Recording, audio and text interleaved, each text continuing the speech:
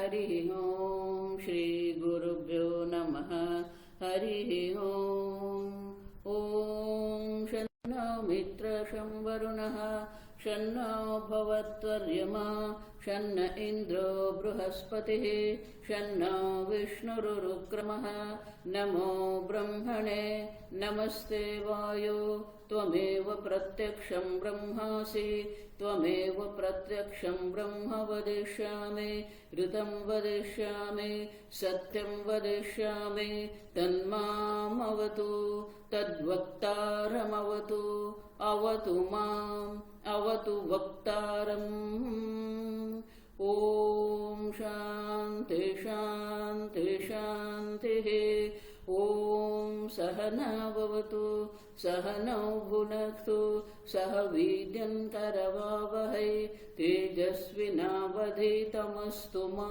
विद्विषावहै ॐ शान्ति शान्ति शान्तिः सदाशिवसमारम्भां शङ्कराचार्य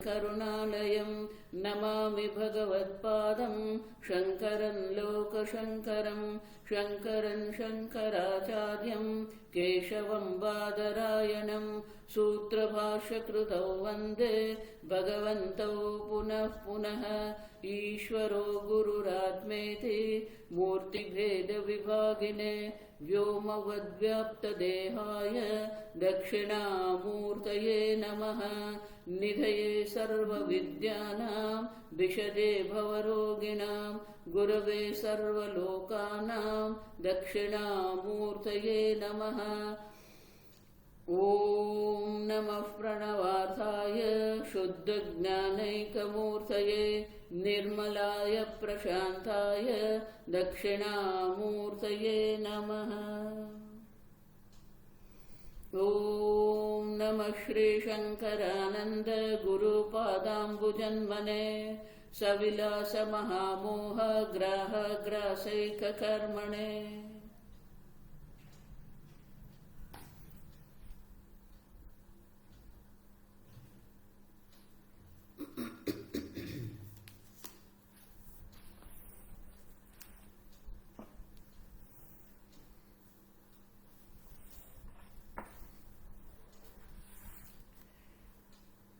श्लोक नंबर 40 व्यक्ताव्यक्ते तदाधारः व्यक्ताव्यक्ते तदाधारः इति त्रिष्वाद्ययोर्द्वयोः इति त्रिष्वाद्ययोर्द्वयोः पर्यायः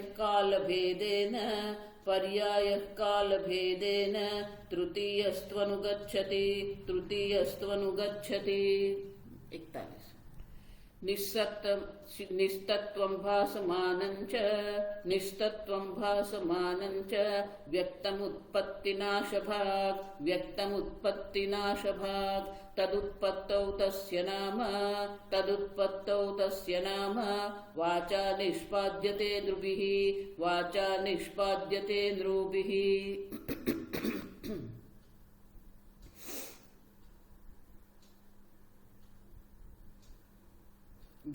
व्यक्ते तदाधारः कल हमने देखा कि व्यक्त घट है अव्यक्त मृत शक्ति है और दोनों का जो आधार है वो सामान्य है मिट्टी है। आप देखो तो इति त्रिषु आद्ययोः द्वयोः पर्यायः काल भेदेन ये जो तीन है मृत शक्ति अब देखो और घट है कार्य घट है कारण मृत शक्ति है लेकिन दोनों जो है दोनों में मिट्टी का अन्वय है। मिट्टी के बिना न मृत शक्ति है मिट्टी के बिना न घट है और इसलिए आगे कहते हैं कि दोनों आद्ययोः प्रथम दो जो है उनका पर्याय माने कि उनका भेद क्या है। अब काल भेदेन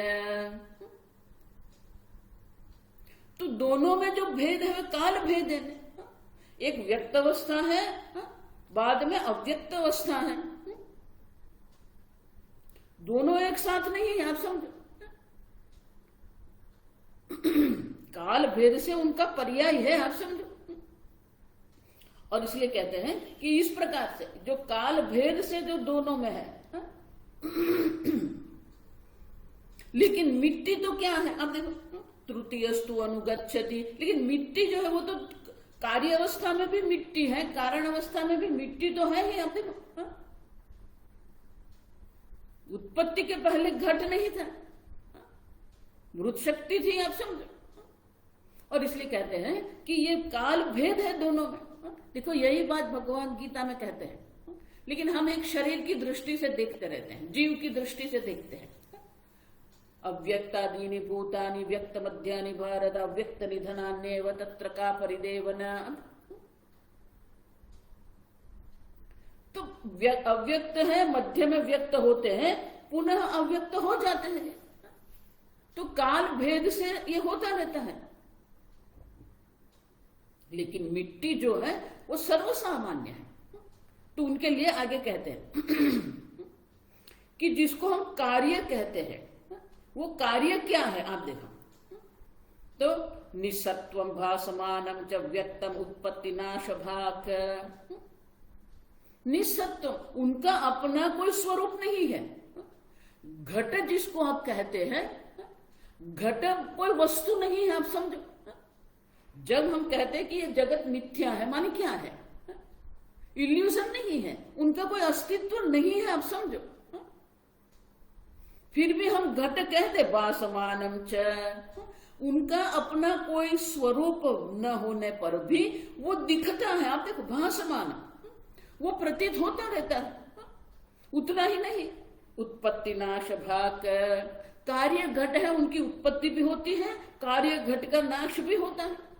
भाग मानी वाला, उत्पत्ति नाश वाला घट है।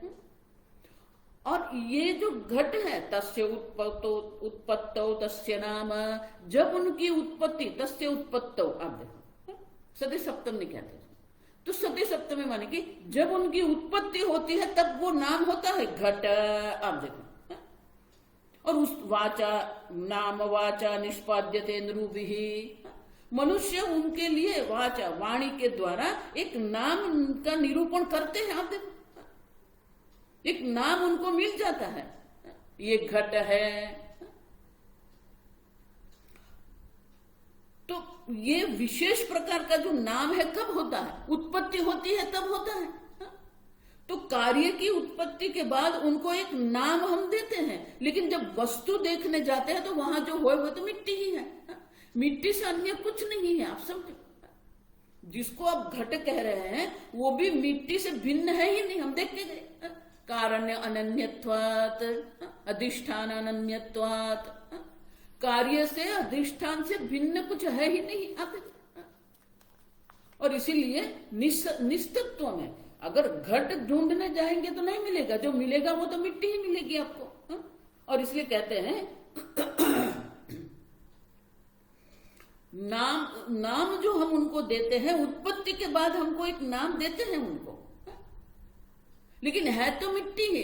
पहले मिट्टी पिंडाकार थी, अब मिट्टी घटाकार है, आप समझो। को विशेष नाम देते हैं। उतना ही नहीं,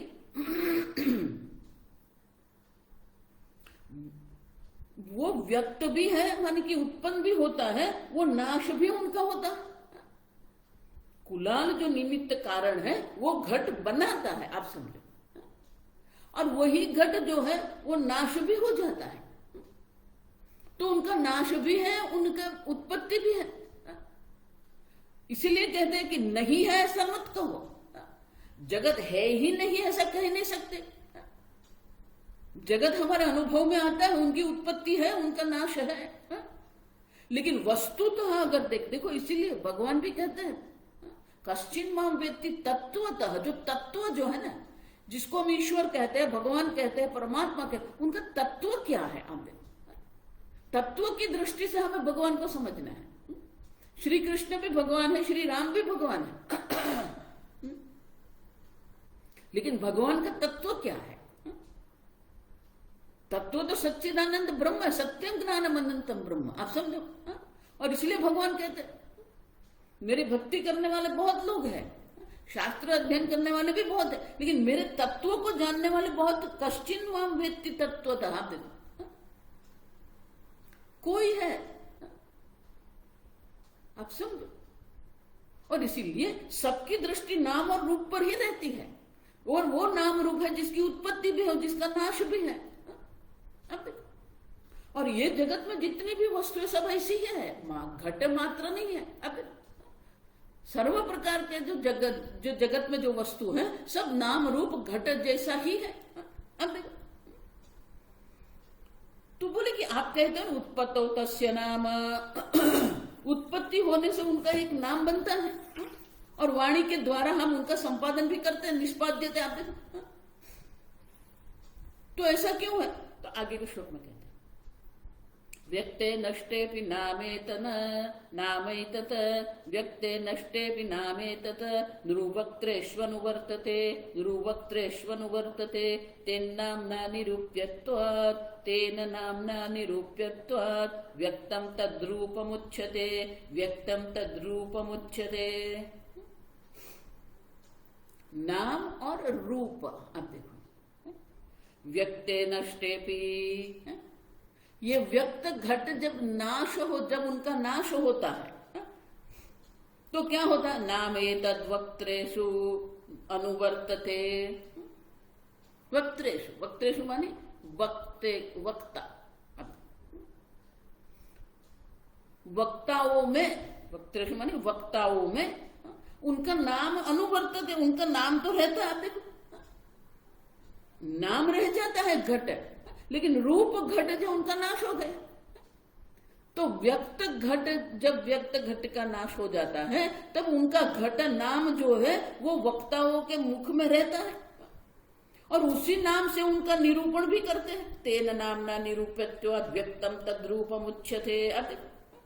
और उसी नाम से हम उनका निरूपण करते हैं, और इसके कारण निरूप्यत्वात्, निरूपण करने के कारण व्यक्तम रूपम उच्यते, ये जो रूप है उसे हम व्यक्त कहते हैं। व्यक्त होता है तब हम नाम देते हैं, नष्ट हो जाने पर भी नाम तो रहता है लेकिन रूप नहीं रहता है। और इसीलिए जो व्यक्त है उसी को हम रूप कह सकते हैं, क्योंकि व्यक्त जो है वो जब व्यक्त होता है तभी तो घट बनता है। अब जब नाश हो गया तो नाम रहेगा लेकिन रूप नहीं रहेगा। अब और इसीलिए जो व्यक्त है उसी को हम नाम कहते हैं, नाम रूप कहते हैं। अब समझो ठीक से, अव्यक्त को नाम रूप नहीं है, अव्यक्त का कोई नाम रूप नहीं है। जो व्यक्त है उसी का नाम रूप होता है। और इसीलिए जो कार्य है, जो व्यक्त है, उनका नाम रूप होता है। तो बोले कि कार्य जो है,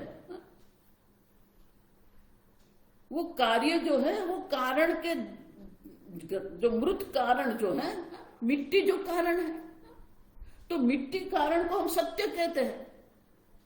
तो घट को आप सत्य क्यों नहीं कहते हैं?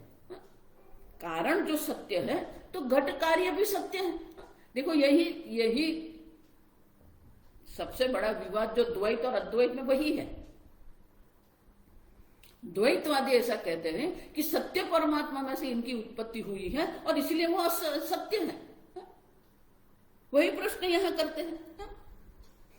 अब देखो, तो अगर वो सत्य जो कारण जो है वो कारण सत्य है, वृत्ति कहते हो सत्य, तो घट भी सत्य होना चाहिए। तो घट सत्य क्यों नहीं, कार्य सत्य क्यों नहीं है? तो आगे के श्लोक में कहते हैं निस्तत्वाद् विनाशित्वात् निस्तत्वाद् विनाशित्वात् वाचारं वर्णनामतः वाचारं प्राचारं वर्णनामतः व्यक्तस्य न तु तद्रूपं व्यक्तस्य न तु तद्रूपं सत्यं किंचिन् मृदादिवत् सत्यं किंचिन् मृदादिवत्। व्यक्त जो मन की जो कार्य है, जो व्यक्त कार्य जो है, भले मृत्यु का सत्य है, कारण सत्य है, लेकिन कार्य सत्य नहीं है। क्यों नहीं है? तीन कारण देते हैं। हेतु त्रयं प्रसाद्य, तीन हेतु, तीन कारण देते हैं। आप देखो, निस्तत्वत्वात् घट नाम की घट का कोई तत्व नहीं है, आप समझो। आप जब घट ढूंढने जाएंगे, देखो इसीलिए कबीर भी क्या कहते हैं लहर ढूंढे लहर को, कपड़ा ढूंढे सूत। तो कपड़ा जिसको कहते हैं उनका कार्य सूत है। अब देखो कपड़ा नाम की कोई वस्तु ही नहीं, लहर ढूंढे लहर को, तरंग नाम की कोई वस्तु है ही नहीं, जो है वो तो जल मात्र है। अब देखो इसलिए हम कहते हैं ईशावास्यम इदगम सर्वम, तरंग जिसको कहते हैं। निस्तत्व, देखो मैं एक छोटी सी कहानी कहती हूँ। ये निस्तत्व जो है ना, वो समझना है हमने। बहुत वर्षों पहले की बात है, जब टीवी नहीं था, कुछ था ही नहीं है, मीडिया नहीं थे ऐसे। तो दो मित्र थे, एक पंजाब में दोनों पंजाब में रहते थे, दोनों साथ में ही बड़े हुए, पढ़ाई भी थोड़ी कुछ कर दी दोनों ने। अब एक जो था, उनके पिता के पास बहुत बड़ी खेती थी, तो वो खेती में लग गए, वो कृषिकार बन गए। अब दूसरा जो था, उनके पास इतनी कोई कमाई नहीं थी, तो उनके कोई दूर से रिश्तेदार जो थे, कोई संबंधी थे, वो मुंबई में रहते थे। तो वो मुंबई में रहते थे, तो कुछ काम के लिए आए थे गांव। तो उन्होंने पूछा कि भाई तू क्या करता है? तो बोले नहीं कुछ ऐसा, कुछ बड़ा कुछ काम नहीं है, ऐसे छोटा मोटा काम कर लेता हूँ, चलता रहता है। तो बोले तो एक काम कर, तू यहाँ अगर तेरे पास कुछ काम नहीं है, तू मेरे साथ चल वहां पर, मुंबई आ जा तू मेरे साथ, वहां छोटा मोटा काम मिल जाएगा। देखो मैं टैक्सी चलाता हूँ, तुझे टैक्सी सिखा दूंगा, तू टैक्सी चला देना। तो उनके माता पिता ने भी बोला ठीक है, देखो यहाँ कुछ होता नहीं, आप जाइए वहां, चाचा के साथ चले जाइए। अब दूर के संबंधी थे लेकिन विश्वास था, तो ये जो लड़का था वो मुंबई चला गया। अब देखो, अब वो मुंबई गए, अब पंजाब में रहते थे, कभी सागर देखा नहीं था, दरिया जो सागर समुद्र जो है कभी देखा नहीं था। अब ये जो मुंबई गया तो अपने चाचा के साथ गए, चाचा ने धीरे धीरे करके उसको सिखा दिया, टैक्सी सिखा दी। आप देखो, फिर उनको बोला कि देखो एक मैं टैक्सी तेरे को दे देता हूं, तेरे को दिन के अंत में तुझे मुझे इतना भाड़ा दे देना, बाकी का जो है तेरा है, जितनी तू वर्दी करेगा, जितना कमाएगा वो तेरा है। वो चाचा के साथ रहता था, धीरे धीरे उनकी कमाई होती रही। अब उस वक्त तो पत्र व्यवहार होता था, तो ये दोनों मित्र थे बचपन से, और इसलिए क्या करते, एक दूसरे को पत्र लिखते थे। तो ये मुंबई वाला जो था ना, पत्र में ये समुद्र का वर्णन करता था। चाचा उनको ले जाते थे बीच पर, अब वो समुद्र देखता था तो वो वर्णन करता था। अब ये जो मित्र था ना, तो ये वर्णन कर, अरे इतने बड़े बड़े ऐसे तरंग आते हैं, पूरा मार्ग पर भी जल जल हो जाता है। अब ये पढ़ता रहता था, तो उनके मन में था कि एक बार मुझे वो समुद्र देखना है, वो बड़े बड़े तरंग मुझे देखना है। तो एक बार पत्र में लिख दिया कि यार अगर कोई ऐसा संजोग बन जाए ना, तो मैं आऊंगा और मुझे ये समुद्र देखना है। तू ऐसा कहता रहता है, तो मुझे समुद्र देखना है। तो ये मित्र ने लिख दिया, हाँ कोई बात नहीं, जब भी खेत से अगर तुझे कोई ऐसे थोड़ा कोई समय मिल जाए, अवकाश मिल जाए, तो आ जाना, पत्र लिख देना मुझे, कब आ रहा है, कौन सी ट्रेन में आ रहा है, मैं स्टेशन पर आके लेके जाऊंगा तेरे को। अब खेत में सब काम हो गया था, विशेष कोई काम था नहीं। तो ये उनकी जो पत्नी थी वो भी जानती थी कि ये दोनों बचपन के मित्र हैं। तो एक दिन वो पत्नी ने बोल दिया, ऐसा करो ना, अब ऐसे कुछ काम नहीं है, देखो 15 दिन के बाद कोई काम रहेगा नहीं, अब ऐसा करो ट्रेन की टिकट करवा दो 15 दिन के बाद, अब वो आइए आपके मित्र के पास। तो उन्होंने भी सोचा हाँ ठीक है। माता पिता ने भी बोला जा जा, तू बचपन से उनके साथ रहा हुआ है, तो उनके साथ जा, तू जा मिल के आ जा। अब वो गए ट्रेन में। अब ट्रेन में जब उतरे, वो 4-5 बजे का टाइम था। अब वही टाइम था जब उनको ये धंधा उनका चलता था टैक्सी का। तो ये जो टैक्सी वाला जो था वो गया उनको लेने स्टेशन पर, और दोनों मिले। फिर बोला देख एक काम कर, अभी तो मेरा ये व्यापार का काम है, अभी ये 4-5 से 8 बजे तक ना मैं बहुत काम रहता है, बहुत मिलता है काम मुझे, तो एक काम कर मैं तुझे घर छोड़ देता हूँ। तो बोला नहीं नहीं तू घर नहीं छोड़ दे मुझे, तू ये लिखता रहता है ना समुद्र में, ज्वार और भाटा होती रहती है, बड़े बड़े तरंग आते हैं, ये बड़ा समुद्र है, तो तू एक काम कर, वो दरिया किनारे मुझे छोड़ दे, वहां मैं बैठा रहूंगा। तो हाँ चलो ये जुहू बीच पर मैं तुझे छोड़ देता हूँ, वहां खाने का भी बहुत कुछ मिलेगा, जो कुछ तेरे को खाना है वो खा लेना। तो बोला हाँ ठीक है चल मुझे छोड़ दे वहां पर। तो बोले लेकिन रात 8 बजे तो बोले कोई बात नहीं, यहाँ तो 10 बजे तक लोग रहते हैं, लोग घूमने यहाँ आते हैं, और तो बैठ के रहना। अब वो उसको जुहू बीच पर छोड़ के चला गया। अब वो बैठा था 5:30 बजे से वो वहां पर बैठा था, और वो मित्र ने कहा था बड़ा समुद्र है, बड़े बड़े तरंग है। अब वो देखता रहा, उसको मजा आ गई, पहली बार आया था जुहू बीच पर, लोगों को देखता रहा, वो खाने पीने का देखता रहा, कुछ खाने का मन हो गया तो खाना खा लिया। ऐसे 2 घंटे निकाल दिए उसने। अब उसका मित्र आया। अब देखो ये दोनों का जो संवाद है ना बहुत सुंदर है। तो बोले कि यार तो बोलता था ना बड़ा सा दरिया है, बड़े से तरंग है, यहाँ तो कुछ दिखता ही नहीं है मुझे। तो बोले अरे पागल हो गया, दिखता नहीं है तुझे, ये क्या है, इतना बड़ा समुद्र नहीं दिखता है।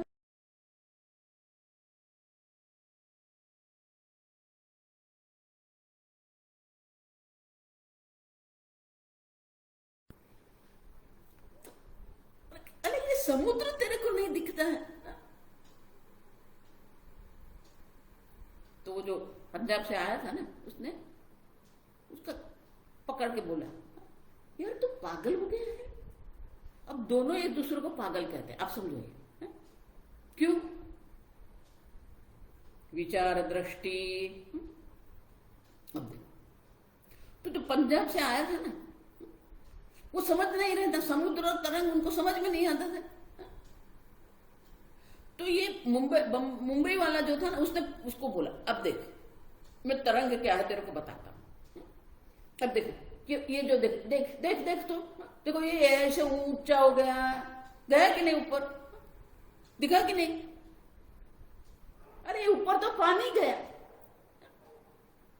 अरे इतना बड़ा समुद्र, अरे ये तो पानी है, समुद्र कहां पर है, ये तो पानी है। अरे ये देखो एक आगे आया कि नहीं, वो अरे वो आगे आया वो तो पानी है, तरंग कहां पर है तेरा? नहीं नहीं देख ये ऊपर गया और फिर ऐसे जो नीचे आता है ना उसको तरंग कहते हैं। अरे वो तो पानी है, अरे इतना बड़ा तेरा समुद्र ने, अरे ये तो पानी है। अब देखो मुझे बताओ, जिसकी दृष्टि पानी पर है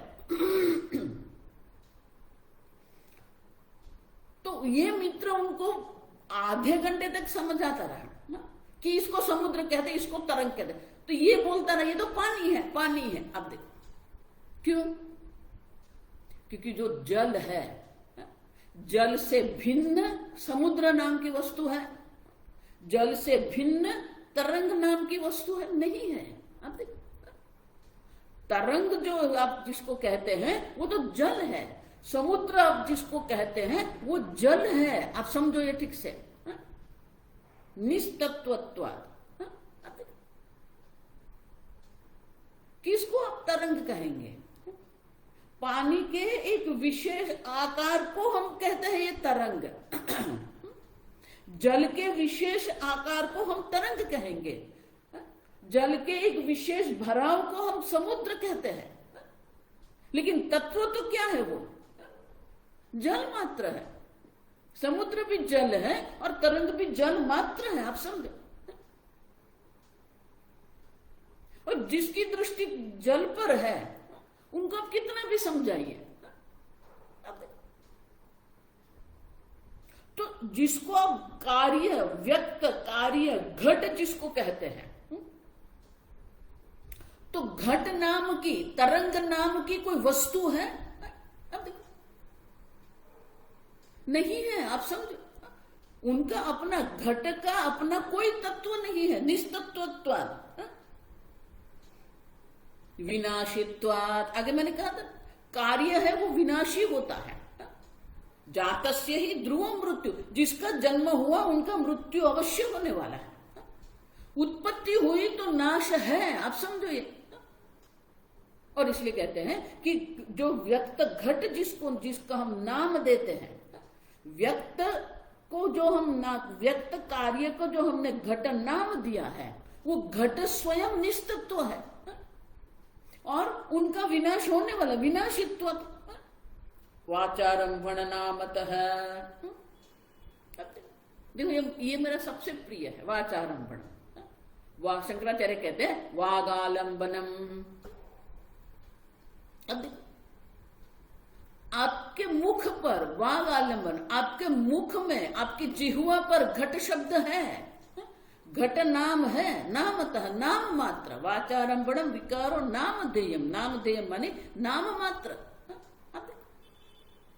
घट नाम मात्र है, रूप वहां पर है ही नहीं, जो है वो तो मिट्टी है। आप देखो, और इसलिए कहते हैं कि घट नाम के कोई तत्व ही नहीं है, घट विनाशी है।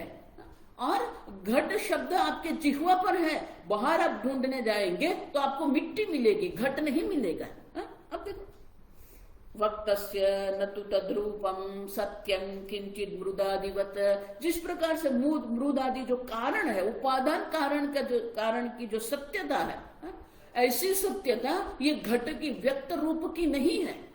अब देखो, व्यक्त कार्य जो है उनका अपना कोई तत्व नहीं है।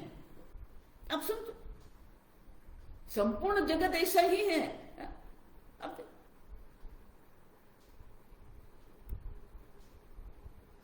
जो नाम आप कह रहे हैं ना, देखो स्वामी जी उनके लिए बहुत सुंदर कहते थे, पुष्प।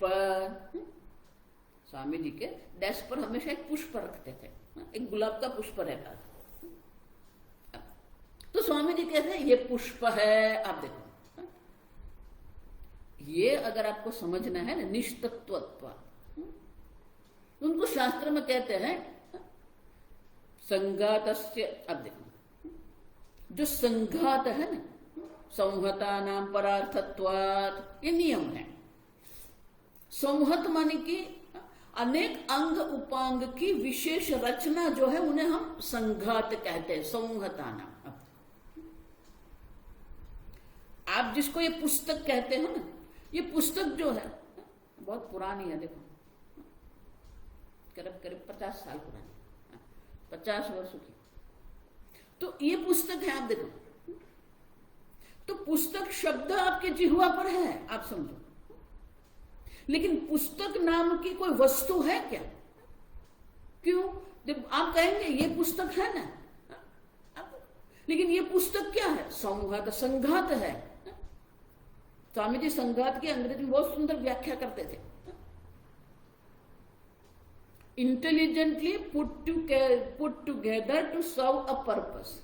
बुद्धिपूर्वक, पुट टुगेदर मानी रचना, बुद्धिपूर्वक की रचना जिसका एक विशेष प्रयोजन है, विशेष प्रयोजन, सप्रयोजन, विशेष सप्रयोजन, विशेष बुद्धिपूर्वक की रचना है। तो जिसको आप पुस्तक कहते हैं, आप देखो ये, तो ये पुस्तक शब्द है आपके जिह्वा पर, बाहर आप देखने जाएंगे, अब देखो, तो क्या ये जो फर्स्ट पेज जो है उसको पुस्तक कहेंगे? नहीं। इसको पुस्तक कहेंगे? नहीं। ये जो काले अक्षर है उसको पुस्तक कहेंगे? नहीं। जो गोंद से गम है उसको मिलाया है यहां पर पन्ने को, उसको आप पुस्तक कहेंगे? नहीं। तो जो पुस्तक ही नहीं है, आप देखो, ये पुस्तक नहीं है, ये पुस्तक नहीं है, ये पुस्तक नहीं है, ये पुस्तक नहीं है, तो जो पुस्तक है ही नहीं, वो सब मिलके पुट टुगेदर, वो सब मिलके आपने एक विशेष रचना बनाई और आपने कह दिया ये पुस्तक है। अब अपुस्तक में से पुस्तक कैसे बनाए? देखो, यही वेदांत का जादू है। पुष्प कहते हैं, तो उसकी जो दंडी है, उसका दंड जो है, वो दंड को आप पुष्प कहेंगे नहीं, वो तो दंड है, नाम रूप बदल गया। आप देखो उनकी जो पत्ती है, पर्ण है, उसको आप जो पर्ण दल जो है उनको आप क्या कहेंगे? पर्ण दल कहेंगे, उसको पुष्प कहेंगे नहीं। उनके पुकेसर है, उसको पुष्प कहेंगे नहीं। अब उसके वज्र होते हैं, वो जो पर्ण जो पुष्प दल होते हैं, पुष्प दल की रक्षा के लिए होते हैं, उसके वज्र कहते हैं। पुष्प के नीचे 5 या 6 हरे रंग के पत्ती होती है, तो वो वज्र है। अब देखो नाम बदल गया। तो दंड जो है वज्र है, पुष्प दल है, पुकेसर है, और अंदर अंड भी है। आप देखो, अब ये सब तो उनका तो अलग अलग नाम है, वो पुष्प नहीं है। अब वो पुष्प जो पुष्प नहीं है, वो सबको एक विशेष प्रकार की रचना बनाई, पुट टुगेदर। आप देखो, और वो विशेष रचना को आपने एक नाम दिया, ये पुष्प। इसका क्या अर्थ हुआ? एक विशेष प्रकार की जो रचना है उसे हम नाम देते हैं, ये पुष्प है। अब जगत की कोई भी वस्तु ले लो, ये मनुष्य शरीर, अब देखो, तो मनुष्य शरीर क्या है? ये मस्तक मनुष्य शरीर, आंख मनुष्य शरीर है, ये हस्त मनुष्य शरीर है, ये बाहु मनुष्य शरीर है, अब देखो, वक्ष मनुष्य शरीर है, पाद मनुष्य शरीर है नहीं। अब देखो, निस्तत्व। अब देखो, पुष्प जो शब्द का नाम आप कहते हो, वो पुष्प नाम की वस्तु आप ढूंढने जाएंगे, आपको नहीं मिलेगा। अंग उपांग मिलेंगे आपको, और वो अंग उपांग जिसको हम पुष्प दल कहते हैं, तो वो भी अनेक कोश का बना हुआ है। कोश भी अनेक वस्तुओं का बना हुआ है, उसका कोश का केंद्र है, कोश की दीवार है। अब देखो, तो जगत में कोई भी वस्तु आप ले लो, यथा पिंडे तथा ब्रह्मांडे,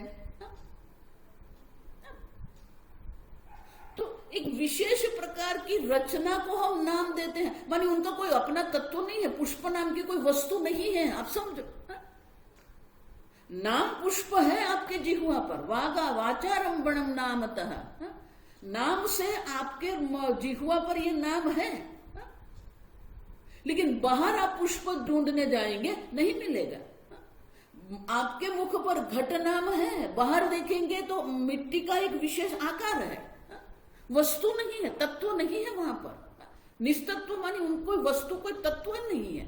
घट नाम का कोई तत्व नहीं है, जल ही है। समुद्र नाम की कोई वस्तु है, तरंग नाम की कोई वस्तु तत्व है नहीं है। आप देखो, निस्तत्वत्वात् विनाशित्वात्, उनका नाश होता है। अब ये त्वात मानी वो कारण देते हैं, उनका अपना कोई तत्व न होने के कारण, उनके वो विनाशी होने के कारण, और वाचारंभणम, आपकी जिह्वा पर, आपकी वाणी में घट शब्द है, आपकी वाणी में पुष्प शब्द है, आपकी वाणी में जगत शब्द है। आप देखो, लेकिन बाहर जो आप ढूंढते हैं वो क्या है? नहीं है, वो तो एक संघात है, एक विशेष प्रकार की रचना है। आप समझो, जगत की कोई भी वस्तु ले लो, सब संघात है, और वो विशेष प्रकार की जो रचना है, इंटेलिजेंटली पुट टुगेदर। आप देखो, जो बुद्धिपूर्वक की रचना, सप्रयोजन जो रचना है, उसे हम एक नाम देते हैं, माने वस्तु नहीं है वहां पर। और इसलिए कहते हैं ये घटादि कार्य, जो व्यक्त कार्य जो है, वो उनका अपना कोई तत्व नहीं है, वो विनाशी है, और वो शब्द आपके जिह्वा पर है, बाहर कुछ भी नहीं। और ये होने के कारण व्यक्तस्य तनु तद्रूपम सत्यम, और इसीलिए ये जो व्यक्त का जो रूप है, वो रूप सत्य नहीं है, घट सत्य नहीं है। आप समझो, मृत्यु के तेव सत्य, मृत्यु का जो है वो सत्य है, निर्विकारी है। अब देखो, कारण निर्विकारी है, लेकिन हम आगे देखेंगे मृद जो है उसमें भी विकार आ रहा है, निर्विकारी, पूर्णतः विकारी नहीं है।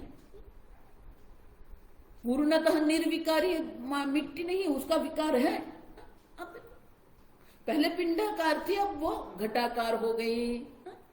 लेकिन जिसको हम तत्व कहते हैं, जो एक अद्वितीय जो चैतन्य स्वरूप तत्व जो है वो सत्य है, निर्विकारी है, अविनाशी है, आप समझो। और इसीलिए कहते हैं कि व्यक्त कार्य जो है, जिस प्रकार से कारण सत्य है उस प्रकार से ये व्यक्त कार्य जो है वो सत्य नहीं है। आप देखो, क्योंकि वो विनाशी है। सत्य इसको कहते हैं कि तीनों काल में एक समान है।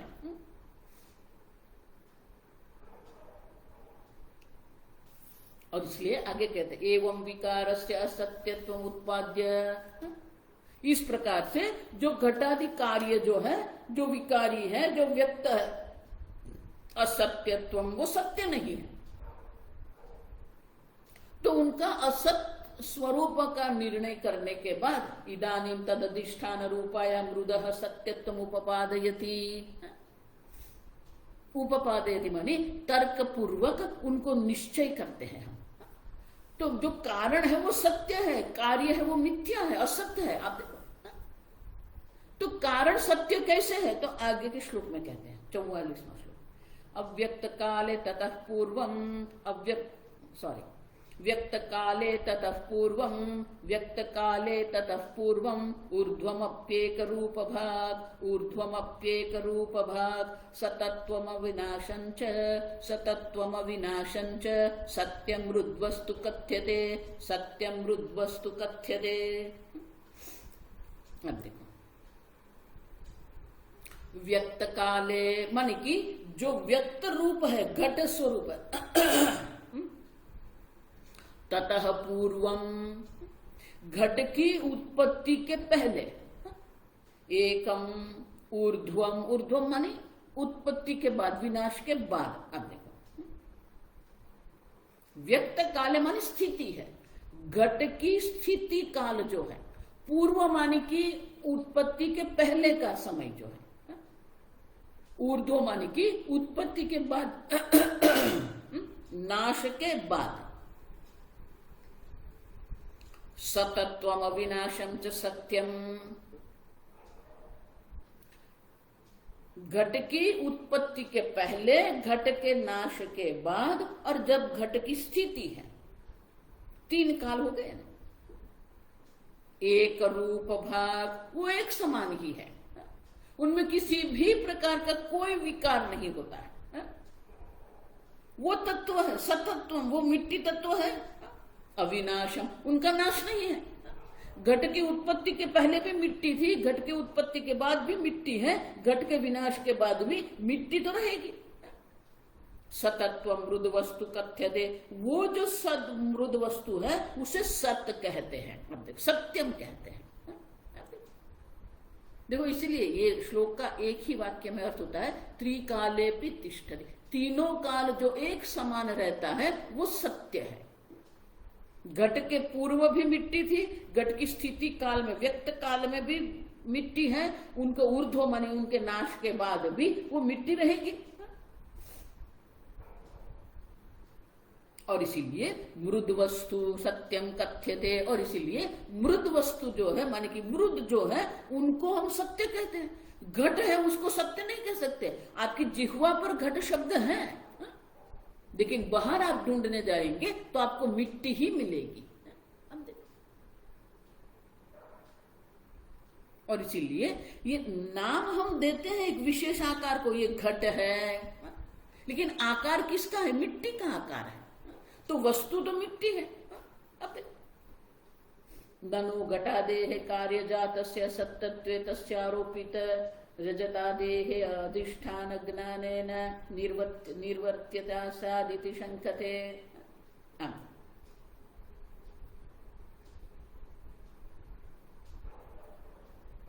देखो, ये एक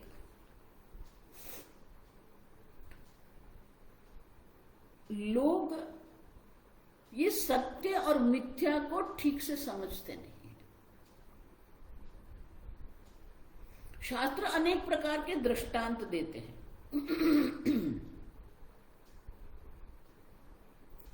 और वो दृष्टांत के आधार पर कई बार ये तर्क होते रहते हैं।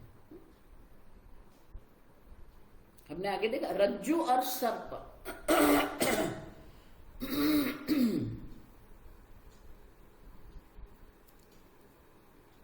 तो लोगों के मन में एक विशेष प्रकार की भावना बैठ गई है। जब ब्रह्म ज्ञान हो जाएगा सब शांत हो जाएगा, बस मैं एक रहूंगा।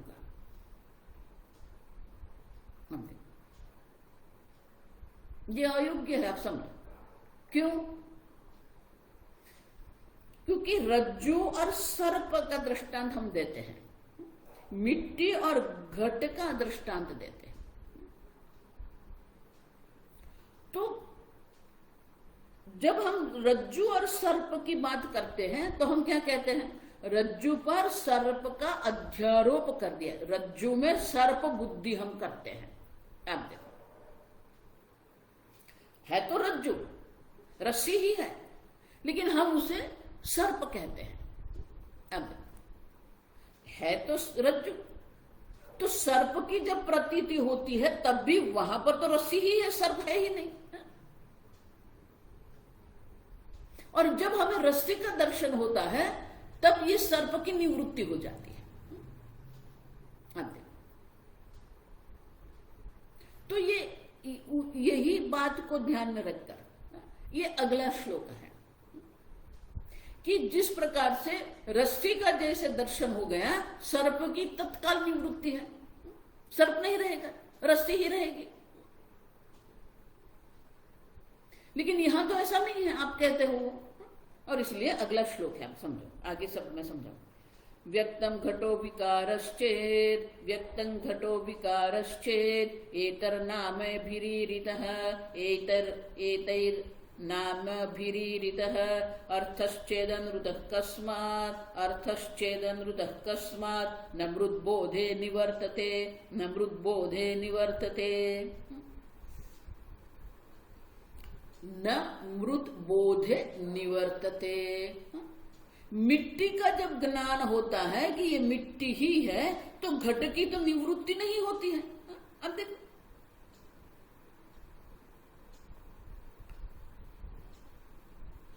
तो किसने कहा? और इसीलिए ये रज्जु और सर्प का जो दृष्टांत, उसके अर्थाध्यास कहते हैं। विचार सागर में बहुत चर्चा है, अनेक प्रकार के अध्यास होते हैं, अध्यारोप होते हैं। अर्थाध्यास माने कि एक वस्तु के स्थान पर आप दूसरी वस्तु देख रहे हैं। रस्सी है लेकिन रस्सी के स्थान पर आप सर्प देख रहे हैं। अर्थाध्यास कहते हैं। वहां पर छिप है, आप देखो, शैल है सागर के किनारे पर, लेकिन सूर्य के किरण के कारण वो चमक रहा है तो आप उसको रजत समझेंगे। लेकिन जब हमें वो छिप का माने कि वो शैल का जब हमें ज्ञान होता है तो वो रजत बुद्धि चली जाती है।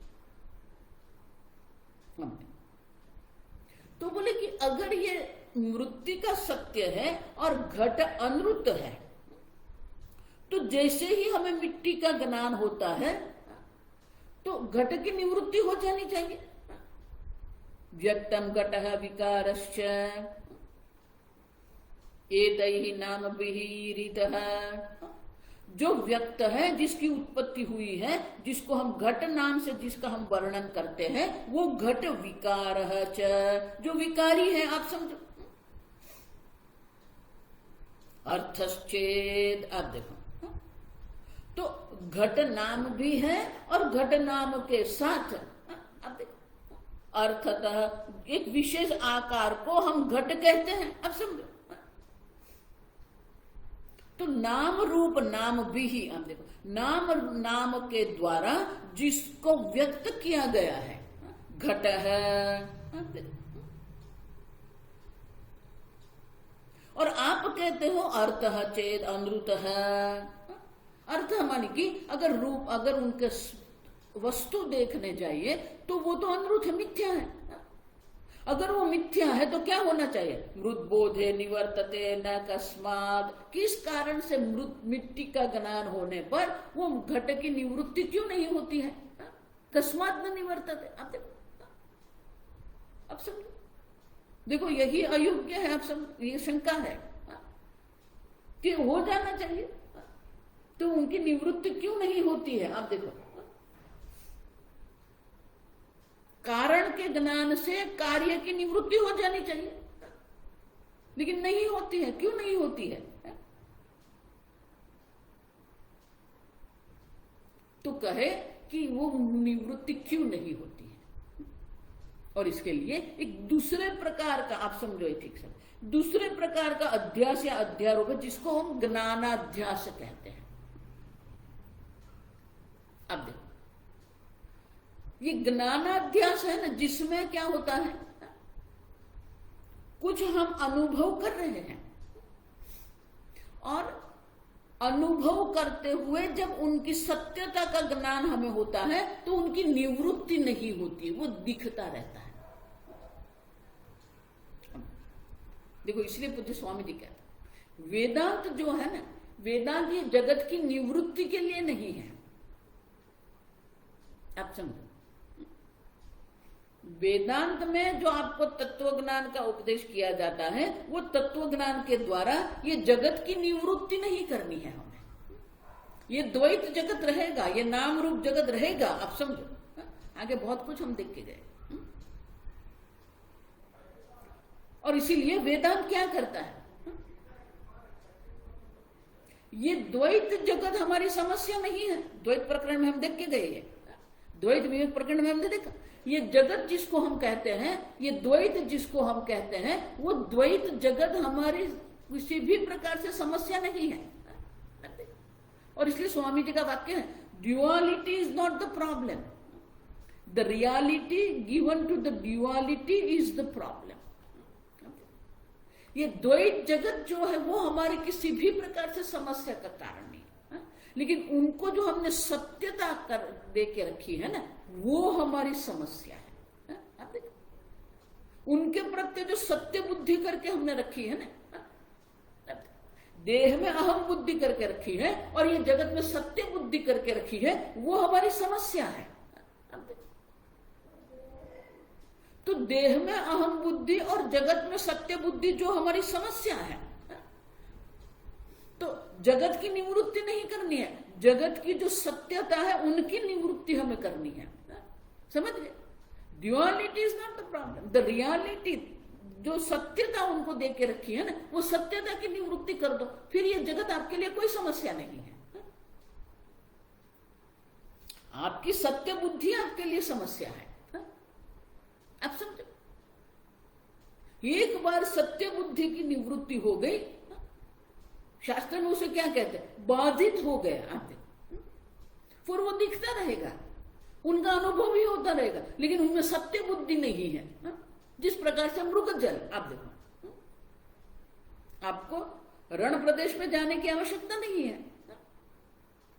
गर्मी के दिन जब होते हैं तो जो रास्ते पर वो इतना गर्म हो जाता है कि आपको दूर से वो मृगजल दिखेगा, रास्ते पर जल दिखेगा। आप देखो, उतना जल दिखेगा, इतना ही नहीं, अगर पास में वृक्ष है तो वृक्ष का प्रतिबिंब भी हमें दिखता है। सामने से अगर बस आ रही है तो बस का प्रतिबिंब भी हम उसमें देखेंगे। आप देखो, तो दूर से जब देखते हैं तो लगता है ये जल है, सत्य बुद्धि है। लेकिन जब समीप जाके हम देखते हैं तो हमें समझ में आता है, अरे ये तो गर्म हो गया है इसलिए देख रहा है, इसलिए ये मृगजल है। आप देखो, जैसे ही आपकी मृगजल बुद्धि हो गई, फिर आप कितनी बार ही वो देखते रहेंगे, लेकिन उसको जल बुद्धि नहीं होगी, मृगजल बुद्धि होगी। माने कि जल जो है वो बाधित हो गया, माने कि उनकी सत्यता की निवृत्ति हो गई। जब पहली बार आप देखते हैं तब उसको सत्य बुद्धि करके जल मान लिया आपने, लेकिन जब हमारी समझ में आ गया ये मृग जल है, फिर कितनी बार ही वो दिखता रहे, हमें कोई समस्या नहीं। बस ये समझ बाधित करना है हमें, जगत की निवृत्ति नहीं करनी है, जगत को बाधित हमें करना है। जगत की निवृत्ति की कोई आवश्यकता है ही नहीं, लेकिन हमने उनमें जो सत्य बुद्धि करके रखी है। वेदांत जो है ये देह की निवृत्ति वेदांत नहीं करेगा, आपके प्रारब्ध कर्म की निवृत्ति वेदांत नहीं करेगा, लेकिन उनमें जो सत्य बुद्धि करके आप बैठे हैं, उसमें अहम बुद्धि करके जो आप बैठे हैं, उनकी निवृत्ति कर देंगे।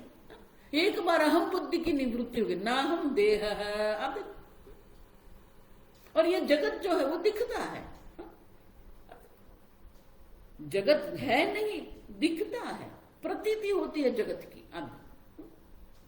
और इसीलिए हमें घट की निवृत्ति नहीं करनी है। घट का जब हम दर्शन कर रहे हैं, देखो इसे मैं अलग प्रकार से कहती हूं, जल के दर्शन के बिना तरंग का दर्शन नहीं होता है, मिट्टी के दर्शन के बिना हमें घट का दर्शन नहीं होता है। आप देखो, जब आप घट कहते हो तब आप जानते हो ये मिट्टी का घड़ा है, तो मिट्टी का दर्शन तो आप कर ही रहे हैं।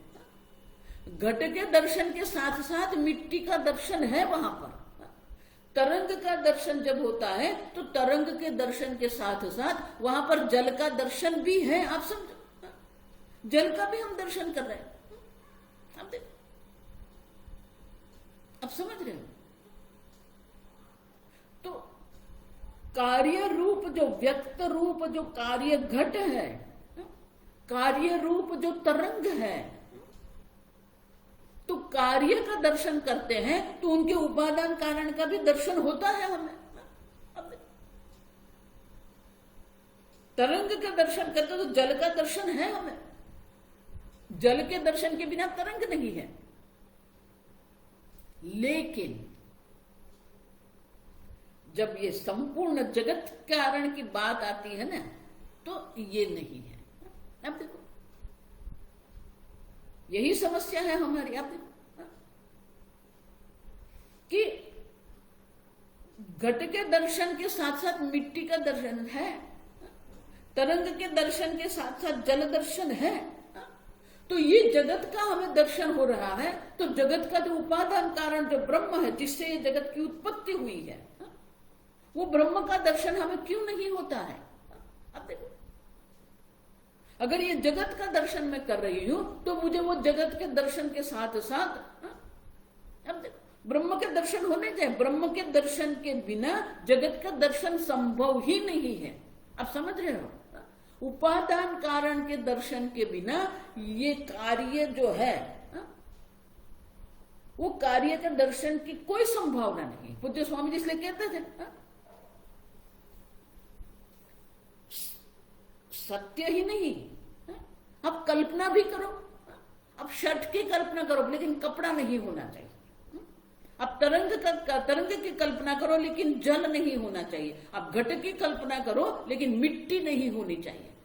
आप नहीं, उपादान कारण के बिना कार्य की कल्पना भी हम नहीं कर सकते। आप देखो, यही बात कबीर जी कहते हैं, लहर ढूंढे लहर को, कपड़ा ढूंढे सूत। आप देखो, आप सूत का दर्शन करते हो तभी तो आपको ये कपड़ा का दर्शन होता है। आप देखो, तो ये जगत का दर्शन हम कर रहे हैं तो ब्रह्म का दर्शन क्यों नहीं होता है? आप समझो, ये यही सबसे बड़ी विडंबना है हमारी, कि हमें ये जगत का दर्शन होता है तो फिर ये सच्चिदानंद ब्रह्म का दर्शन क्यों नहीं होता है?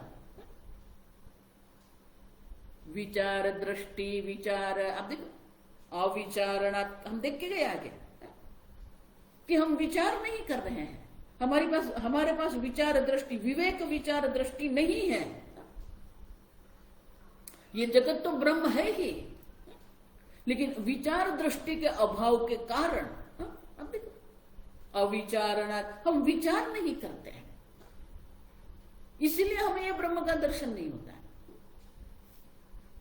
कहीं पर भी ये ब्रह्म का दर्शन न हो, ये संभव ही नहीं, लेकिन संभव हो गया। इसी को माया शक्ति कहते हैं। अब देखो, अघटित घटना पटी सीमा, जो संभव नहीं उसी को संभव बना के रख दिया है।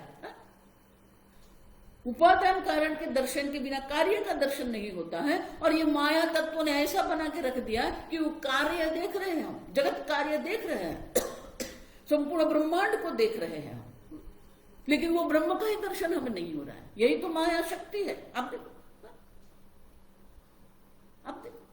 अचिंत्य शक्ति है माया शक्ति जो है, जो असंभव को संभव बना के रख दिया कि उपादान कारण के दर्शन के बिना कार्य का दर्शन नहीं होता है। अब हम कार्य देख रहे हैं, जगत का अनुभव कर रहे हैं, और ये जगत कारण जो ब्रह्म है जिससे ये जगत की उत्पत्ति, उनका ही दर्शन हम नहीं कर रहे। यही तो माया शक्ति है, आप समझो। महाराज श्री ये शब्द का प्रयोग करते हैं, ये माया सबको उल्लू बना रही है। आप देखो, आप समझो। और इसीलिए जहां ज्ञानाध्यास होता है ना, वहां वस्तु की कार्य की निवृत्ति नहीं होगी, लेकिन वो कार्य की सत्यता की निवृत्ति हो जाएगी। घट की निवृत्ति नहीं होगी, लेकिन घट की जो सत्यता है वो उसकी निवृत्ति हो जाएगी। मृत्यु कहते हैं वो सत्य, मृत्यु का ही सत्य है। घट जिसको आप कह रहे हैं उनकी कोई सत्यता नहीं है। घट का आप अनुभव करो, घट आप व्यवहार काल में भी रहे, घट के साथ आप व्यवहार भी करते रहो, घट का उपयोग भी करते रहो, आप देखो, लेकिन उनमें जो सत्य बुद्धि है उनकी निवृत्ति हो जाती है, आप देखो। और इसीलिए आगे के श्लोक में कहते हैं कि उपादान कारण से भिन्न व्यक्त कार्य नहीं है, लेकिन उपादान कारण के ज्ञान के बाद भी वो व्यक्त कार्य रहेगा। आप समझो, व्यक्त कार्य की निवृत्ति नहीं होगी, लेकिन सत्यता की निवृत्ति अवश्य हो जाती है। वो हम कल श्लोक में देखेंगे। ओम स्वस्ति प्रजाभ्यः परिपालयन्ताम् न्यायेन मार्गेण महिं महिषाः गोब्राह्मणेभ्यः शुभमस्तु नित्यं लोकाः समस्ताः सुखिनो भवन्तु काले वर्षतु पर्जन्यः पृथिवी सस्यशालिनी देशोऽयं क्षोभरहितः ब्राह्मणाः सन्तु निर्भयाः। ओम सर्वेषां स्वस्तिर्भवतु, सर्वेषां शान्तिर्भवतु, सर्वेषां पूर्णं भवतु, सर्वेषां मङ्गलं भवतु, सर्वे भवन्तु सुखिनः, सर्वे सन्तु निरामयाः, सर्वे भद्राणि पश्यन्तु, मा कश्चित् दुःखभाग् भवेत्। असतो मा सद्गमय, तमसो मा ज्योतिर्गमय, मृत्योर्मा अमृतंगमय। ओम पूर्णमदः पूर्णमिदं पूर्णात् पूर्णमुदच्यते पूर्णस्य पूर्णमादाय पूर्णमेवावशिष्यते। ओम